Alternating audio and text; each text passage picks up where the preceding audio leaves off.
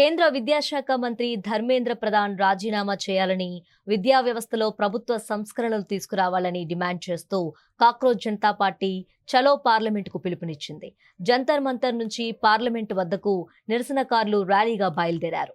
పోలీసుల నుంచి అనుమతి రాకపోయినా ఈ ర్యాలీ కొనసాగిస్తూ ఉండటంతో ఉద్రిక్త వాతావరణం నెలకొంది. ఆందోళనకారులను చెదరగొట్టేందుకు భద్రతా బలగాలు ప్రయత్నించడంతో ఘర్షణ చోటు చేసుకుంది. నిరసనకారులపై పోలీసులు లాఠీచార్జ్ చేశారు.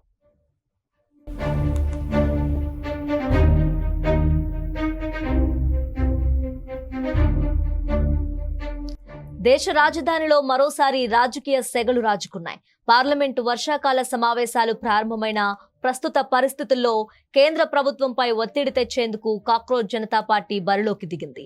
చలో పార్లమెంట్ ఆందోళనకు పిలుపునిచ్చింది. జంతర్ మంతర్ నుంచి పార్లమెంట్ భవనం దిశగా ర్యాలీగా తరలి వెళ్లటానికి ప్రయత్నించిన ఆ పార్టీ మద్దతుదారుల వీపులపై లాఠీలు విరిగాయి. నిరసనకారులను చెల్లాచెదురు చేశాయి. చలో పార్లమెంట్ నేపథ్యంలో 2 రోజులుగా జంతర్ మంతర్ వద్ద భారీగా ర్యాపిడ్ యాక్షన్ బలగాలు, ఢిల్లీ పోలీసులు, ఇతర పారామిలిటరీ సిబ్బంది మోహరించారు. దాదాపు 1500 మంది పోలీసులు అక్కడ విధి నిర్వహణలో ఉన్నారు. వాటర్ క్యాన్లను, టియర్ గ్యాస్లను అందుబాటులో ఉంచుకున్నారు. ఈ ప్రాంతం మొత్తాన్ని తమ ఆధీనంలోకి తెచ్చుకున్నారు. చలో పార్లమెంటుకు బయలుదేరి వెళ్లటానికి సిద్ధపడిన ఆందోళనకారులను అక్కడి నుంచి కదలనివ్వటం లేదు. చుట్టూ బ్యారిగేడ్లు, ఫెన్సింగ్లను అమర్చారు. బయట నుంచి కూడా ఒక్కరిని లోనికి రానివ్వలేదు.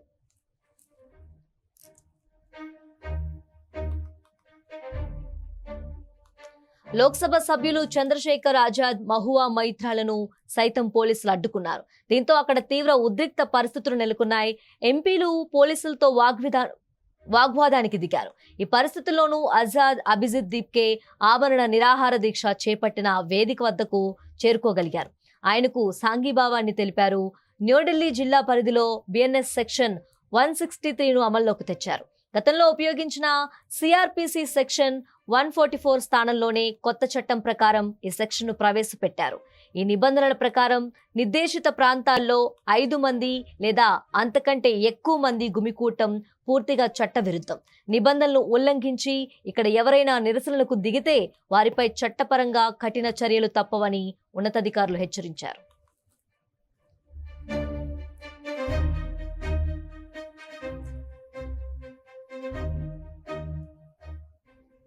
ప్రస్తుతం జంతర్ మంతర్ వద్ద మాత్రమే ప్రజాస్వామ్యయుతంగా శాంతియుత ఆందోళనలు తెలుపుకోవటానికి పరిమితి అనుమతి ఉందని పోలీసులు స్పష్టం చేశారు. పార్లమెంట్ నిరసన ప్రదర్శనలు, ర్యాలీలు, సభలపై కఠిన ఆంక్షలు ఉన్నాయని తెలిపారు. వర్షాకాల సమావేశాల నేపథ్యంలో ప్రజాప్రతినిధుల రక్షణ, విదేశీ రాయబారుల భద్రతతో పాటు ప్రభుత్వ కార్యాలయాల భద్రత తమకు అత్యంత ప్రాధాన్యత కలిగిన అంశాలని, అందుకే నగర వ్యాప్తంగా అదనపు రక్షణ వలయాలు ఏర్పాటు చేసినట్లు అడ్వైజరీలో పేర్కొన్నారు. ఈ పరిస్థితుల నేపథ్యంలో ఢిల్లీ మెట్రో రైల్ కార్పొరేషన్ అధికారులు ముందు జాగ్రత్తల చర్యలు తీసుకున్నారు. పలు మెట్రో స్టేషన్లను మూసివేశారు. జన్పద్, రాజీ చౌక్, పటేల్ చౌక్, సెంట్రల్ సెక్రటేరియట్, సేవా తీర్థ్ మెట్రో స్టేషన్లను మూసివేసినట్లు వెల్లడించారు. తదుపరి ఆదేశాలు వెలువడేంత వరకు మూసివేత కొనసాగుతుందని తెలిపారు.